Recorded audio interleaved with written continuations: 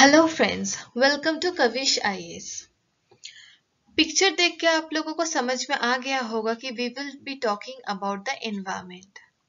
Environment के बारे में हम बात करेंगे। So the topic of discussion is mothers saving the world. ये जो टॉपिक है ये बहुत सारे पेपर्स के लिए रेलिवेंट है, जैसे कि GS1 का जो सोसाइटी का पार्ट है वहां पे भी इसमें यहाँ से हम क्वेश्चन एक्सपेक्ट कर सकते हैं। इसके अलावा another important part is essay paper.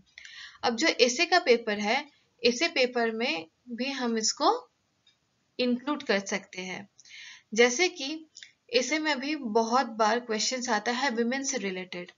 So women से रिलेटेड अगर क्वेश्चन आता है कि what is the role of the women in saving the environment, in protecting the biodiversity, in conservation of biodiversity, conservation of environment, ऐसे related बहुत सारे हम topics देख पाते हैं अभी ऐसे में। तो वुमेन सेंट्रिक अगर टॉपिक ऐसा आता है ऐसे में, it is relevant from that perspective. Next जो एनवायरमेंट का जो मेन हम देखते हैं दैट इज हम देखते हैं GS3 पेपर में। GS3 पेपर में एनवायरमेंट एंड बायोडाइवर्सिटी इकोलॉजी को हम देख पाते हैं। So this topic is relevant in the terms of mains as well as for the prelims. Prelims में भी आजकल environment से बहुत ज़्यादा questions आ रहे हैं, so that's why this point is relevant for the preparation of prelims as well as mains. ये जो topic हम देखेंगे कि mothers कैसे save करे world को।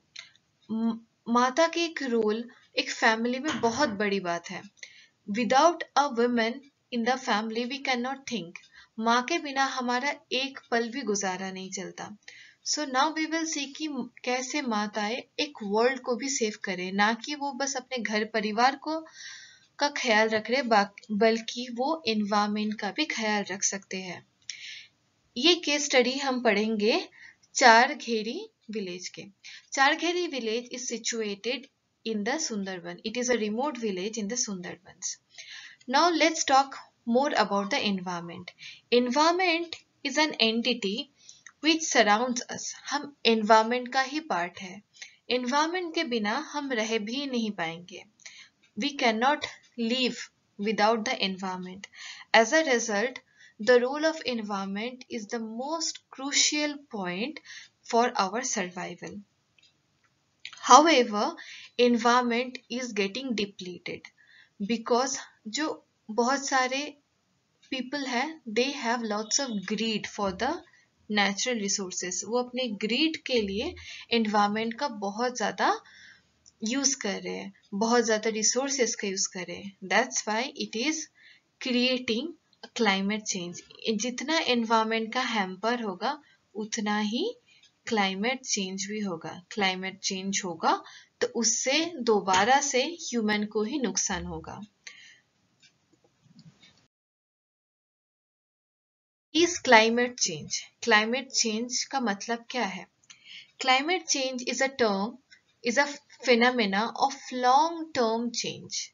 मतलब जो चेंज होता है, चेंज दो प्रकार के हो सकते हैं। One is short term change, another is long-term change. So climate change is basically long-term change. There are few things that we should clear. One is weather. एक बात आप लोग सुने होंगे, एक होता है वेदर, दूसरा होता है क्लाइमेट। दोनों में फर्क क्या है? जो वेदर है that is day to day change होगा, वो हर एक दिन में चेंज होगा। सुबह अगर बहुत ज्यादा गर्मी है तो शाम को बरसात भी हो सकता है। बट जो क्लाइमेट है, क्लाइमेट को हम 30 इयर्स तक के लिए देखते हैं, 32, कभी कभी हम 50 इयर्स तक का भी पूरा डेटा जो स्टडी करते हैं, फिर हम घोषित करते हैं कि this is the hot and humid climate. जो इंडिया का है वो हॉट ह्यूमिड क्लाइमेट में आता है।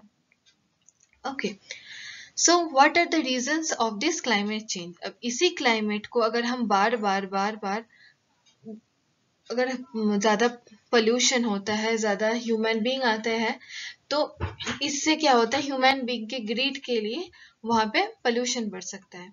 पोल्यूशन से हम देखेंगे, पोल्यूशन क्या है? Pollution is an anthropogenic activity, एक एंथ्रोपोजेनिक कॉज है।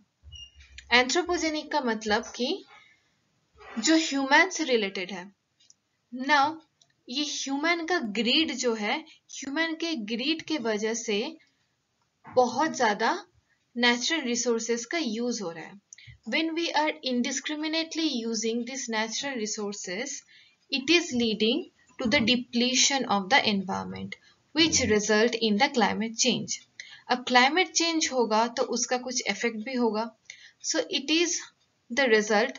It is resulting in the increase in the sea levels. अब sea level का कैसे rise होगा? Climate change होगा तो snow melting होगा. When there is snow melting, it can cause sea level increase. Sea level increase होगा तो flood आएगा. Flood आएगा तो low lying areas में भी प्रॉब्लम आ सकते हैं. Now जब low lying areas में प्रॉब्लम होगा, then biodiversity की भी लॉस होगी. Moreover, another major change that we see because of the climate change is the cyclones. जितना climate change का क्या है कि global warming बढ़ता है यहाँ पे. When the global warming is increase, global warming के इंक्रीज होने के साथ साथ साइक्लोन्स आने का चांसेस भी बढ़ जाता है. साइक्लोन ज्यादा आएगा तो मैंग्रोव्स कहाँ पे पाए जाते हैं? कोस्टल एरियाज में, coastal areas of the country. तो कोस्टल एरियाज में क्या होगा? मैंग्रोव्स है. नाउ मैंग्रोव्स में ज्यादा बार अगर साइक्लोन्स हिट करेगा, at the time what we can see is that mangroves are getting depleted. Mangroves will get depleted, so it will affect more on the human population because cyclones direct hit कर सकता है.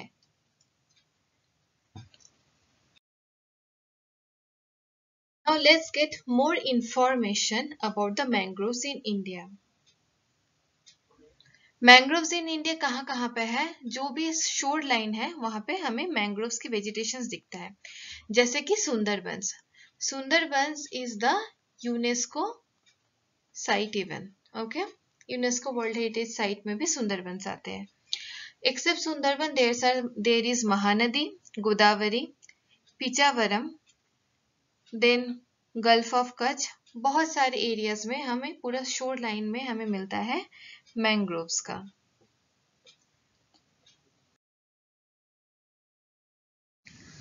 Now let's get more information about mangroves. Mangroves क्या है, क्या होता है, and how to understand that how much percentage is covering the India.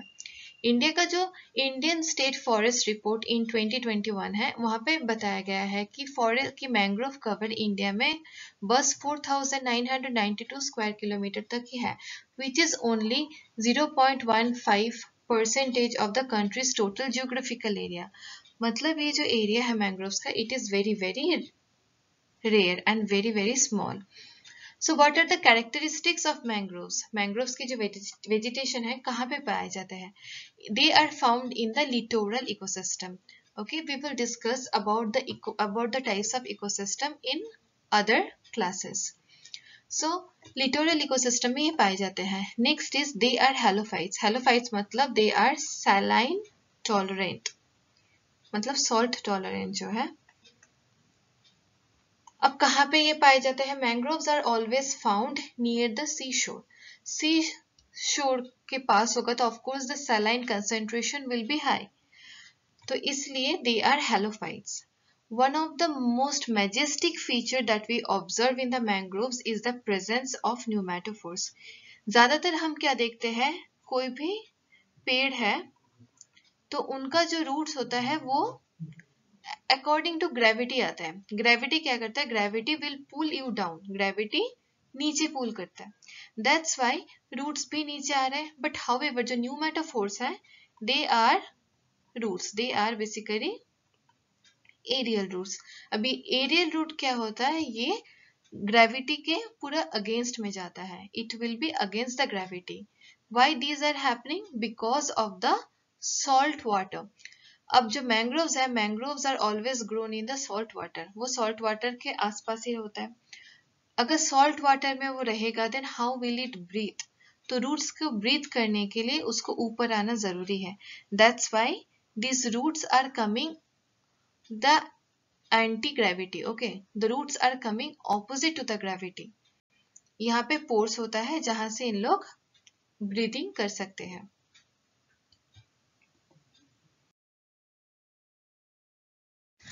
Next is the role of mangroves. Now the role of mangroves is very much important. यहाँ से MCQs बन सकता है। मैंग्रोव्स का क्या क्या रोल है? Mangroves can act as a carbon sink. We will discuss it in the further videos and also in these videos. So carbon sink के बारे में हम थोड़ी देर में देखेंगे. Except that it provides for shrimp cultivation. Shrimp का cultivation भी एक इकोसिस्टम प्रोवाइड करते हैं जहां पे श्रिम्प के कल्टीवेशन हो सकते हैं. Moreover, mangroves provides a good flora and fauna habitat for the flora and fauna. जैसे कि सुंदरी ट्री, okay? सुंदरी ट्री को हम देख सकते हैं मैंग्रोव्स में. फिर अगर हम फौना की बात करते हैं जैसे कि किंगफिशर, देन स्टॉर्क, ये सब हम प्लांट्स, बर्ड्स, इसको हम देख सकते हैं. Moreover, it reduces the erosion. जो मैंग्रोव्स का जो रूट्स होता है, they are like this. Okay, main root, जो टैप रूट होता है, it is like this. Except that they have aerial roots जिसको हम pneumatophores बोल रहे हैं. तो because of these tap roots, ये क्या करते हैं? मिट्टी को अच्छे से पकड़े रखता है. And that's why it prevents the erosion of the soil. Moreover, it also reduces the storm surge. Storm surge में क्या आता है कि storm होगा तो वो कोई भी plants को अचानक से गिरा सकते हैं. But because of these roots and these mangroves, इनका जो area होता है, जो अगर हम मैप में देखते हैं तो सपोज कि these areas are having mangroves, तो इसके अलावा ये सब जो एरिया है ये बच जाता है because of the mangroves. More over mangroves को हम बोलते हैं ये लंग्स के हिसाब से भी काम करता है. They are also the lungs of the ecosystem.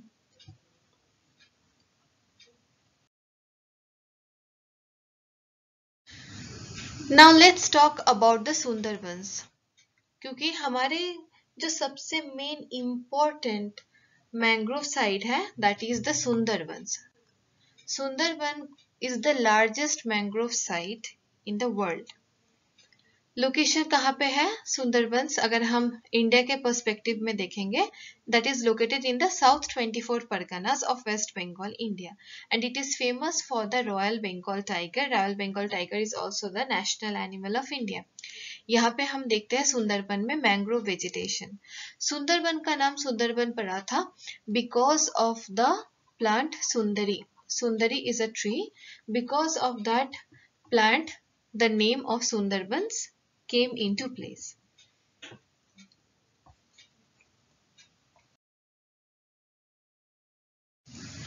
Now the question is, why is Sundarbans under threats? जो सुंदरबन का एरिया है, it is very much near to the coastal area. It is a part of the coastal area. हम वहाँ पे सुंदरबन का delta भी देख पाते हैं, राइट? सुंदरबन का delta biggest and the largest delta है. ऑफ कहां से कौन कौन से रिवर से बनता है ये डेल्टा? गंगा, ब्रह्मपुत्र एंड मेघना river. Because of this three reverse it is the largest delta. So Sundarbans are in threat. Why? Because of the constant storms. अगर हम देखेंगे सबसे पहले बार आया था आयला in 2009, then बुलबुल, अम्फान, यश, जावद. यहाँ पे आप पिक्चर्स में भी देख सकते हो what are the ill effects of this storm. पूरा प्रॉपर्टी का लॉस हो गया वहाँ पे. There was no property of the people. Agriculture नहीं हो पाया for few years क्योंकि सॉल्ट वाटर आ गया. Okay, what happen when the storm come? Storm आएगा, साइक्लोन आएगा तो सॉल्ट वाटर अंदर आ जाता है, कोस्ट लाइन से अंदर आ जाता है, तो एग्रीकल्चर फील्ड पूरा सॉल्ट वाटर से भर जाता है. Now when the salt water is coming inside the agricultural field, of course there can not be any cultivation. अगर हार्वेस्ट नहीं होगा तो फूड शॉर्टेज भी होगा. There would be food shortage. So that's why Sundarbans is in threat. Moreover, Sundarban के जो जो बहुत ज्यादा स्पीसीज का डाइवर्सिटी है वो भी लॉस्ट होगा। बिकॉज ऑफ दिस साइक्लोन्स वहां के जो स्पीसीज है it can get eliminated, even वो एलिमिनेटेड भी हो सकते हैं। Moreover, why should we conserve the Sundarbans? If you know that Sundarban को 2019 में largest Ramsar site of India का दर्जा मिला है। सो रामसर साइट कहाँ से है? Ramsar convention of 1972। Ramsar conventions we use for the wetlands. Wetlands क्या है? Wetland is an ecotone area, is an ecotone area. So wetland एक इकोटोन एरिया है। तो वेटलैंड में क्या होता है? जहां पे वाटर भी रहता है एंड लैंड भी रहता है। So like that Sundarban got that Ramsar site was designated as a Ramsar site of India, and it is the largest Ramsar site of India. That's why we should conserve it more.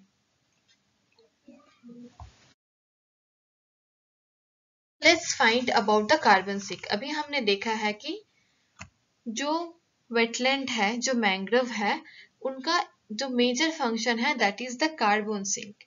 Now we will find that what is a carbon sink. Carbon sink is a natural entity जो क्या करता है? It absorbs the excess carbon dioxide from the atmosphere. What we human do? हम क्या करते हैं? हम oxygen को लेते हैं एंड कार्बन डाइऑक्साइड को छोड़ देते हैं।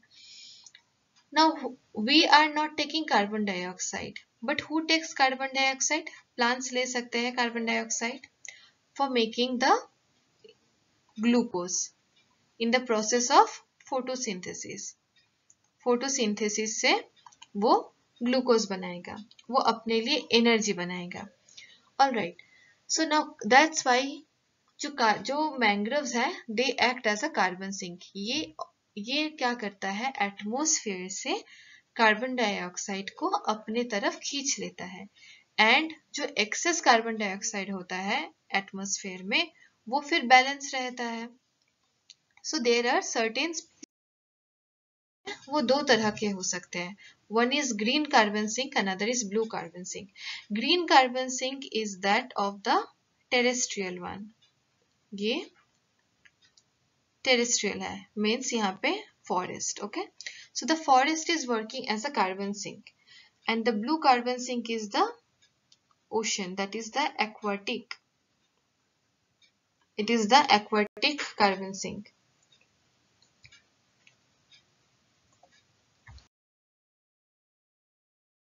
अगर हम कार्बन सिंक के डायग्राम को ठीक से देखें तो यहाँ पे क्या हो रहा है? बर्निंग आ रहा है। Okay, burning of the biomass. Then this are the fossil fuels, industry से फ्यूम्स निकल रहा है। सो ये क्या करता है? ये सारा जाता है, what we know, it is in the air. So air से फिर बनेगा वहां पे आफ्टर कंडेंसेशन बनता है क्लाउड्स, यहाँ पे बनेगा क्लाउड्स। नाउ दिस क्लाउड्स से बनेगा रेन, प्रेसिपिटेशन होगा। So with precipitation this will get mixed in the aquatic ecosystem. ये कभी कभी क्या होता है? जो plants है, plants will take that carbon dioxide and it will fix in the soil. वो हम देखेंगे कार्बन साइकिल में। It will come under the topic of carbon cycle. वहां पे हम देखेंगे कैसे कार्बन की फिक्सेशन होती है in the terrestrial ecosystem. Now the main topic of the case study, that is the mothers as the stakeholders. Of how they had worked as a stakeholders to prevent and to protect the environment. कैसे उन्होंने काम किया है so that कि वो environment को protect कर सकते हैं. So who are stakeholders? Stakeholders is a person or a group of person भी हो सकते हैं who forms a community. वो एक community बनाते हैं और वहाँ और उस community में उन लोग एक collective decision लेते हैं for that organization. So यहाँ पे हम देखेंगे case study of चारघेरी village of Sundarban. चारघेरी village क्या है? एक remote village है सुंदरबन के. चारघेरी is a remote village of Sundarban, which is in the low-lying area. It is present in the low-lying area of the Sundarbans. Women of this locality, they had planted and protected the saplings of the mangroves like their own children. What is the work of a mother? Mother क्या काम करते हैं? Mother का main role होता है वो अपने बच्चे का ध्यान रखे. ये आता है मदर का मेन रोल. तो सेम लाइक दैट मदर्स ने क्या किया है, उन्होंने मैंग्रोव्स के सैपलिंग को ग्राउंड में रखा है. Okay, they had sowed the saplings of the mangroves and they are protecting those saplings. वो अपने बच्चों की तरह उसको ट्रीट करके उसको प्रोटेक्ट कर रहे हैं. सो इससे बेनिफिट क्या है? इससे ना ही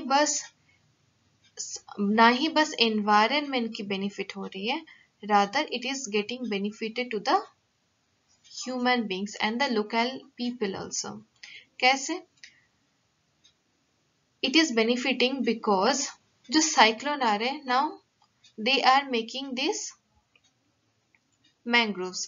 पहले यहाँ पे mangroves नहीं था, now they are making it as a mangrove forest. When mangrove forest will increase, mangrove cover बढ़ेगा. When the mangrove cover will increase, it will be preventing the cyclones का attack. वो cyclone के attack को थोड़ा सा कम कर सकते हैं. It also prevents the intrusion of the salt water in the agricultural field. So इससे क्या होगा? ये एक co-benefit यहाँ पे आ रहा है. Moreover, West Bengal government is stating that they will give total 5 crore planting plants sapling. वो टोटल मैंग्रोव्स के 5 करोड़ सैपलिंग्स देंगे जिसको यहाँ पे बोना है. अगर यहाँ पे कोई भी सीड्स को हम बो पाते हैं, we can sow the seeds of the saplings. तो वहां से क्या होगा? वहां से ज्यादा मैंग्रोव के कवर बढ़ सकते हैं.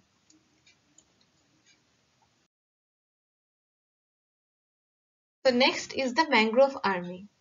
मैंग्रोव आर्मी कौन है? Mangrove army is the group of the mothers who plant saplings of the mangroves to increase the forest area. जैसे हम देखते हैं आर्मी का काम क्या होता है? Protection from the terrorism and also from other external and internal aggression. Same like that, mangrove army is protecting the environment. West Bengal government अंदर Mahatma Gandhi national rural employment guarantee scheme के तहत उन्होंने 5 करोड़ सैपलिंग देने का वादा किया है in order to increase the forest cover of the mangrove. Moreover, they will also take the help of the 50 tiger widows. Tiger widows कौन है? Tiger widows are those women जिनके पति फॉरेस्ट में गए थे for honey collections or for fishing. उन्होंने वहां पे गए थे for fishing and honey collection and they got attacked and killed by the tiger. So their women are known as the tiger widows. They will also participate in this mangrove afforestation.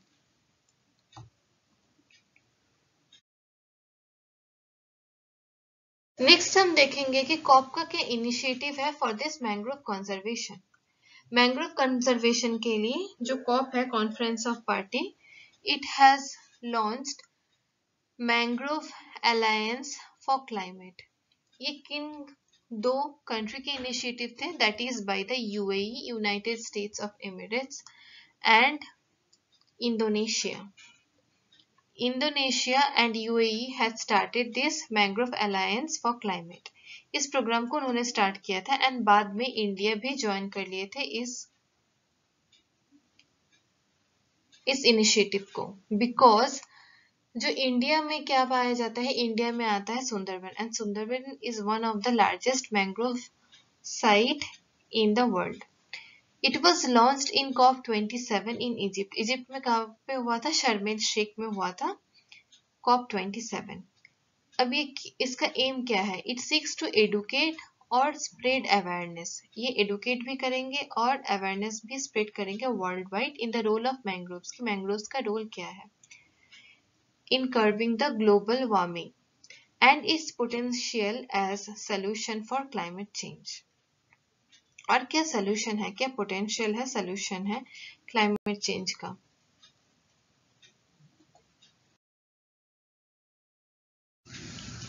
Hope you had enjoyed this video, and I hope you found this video very helpful. Thank you and have a nice day.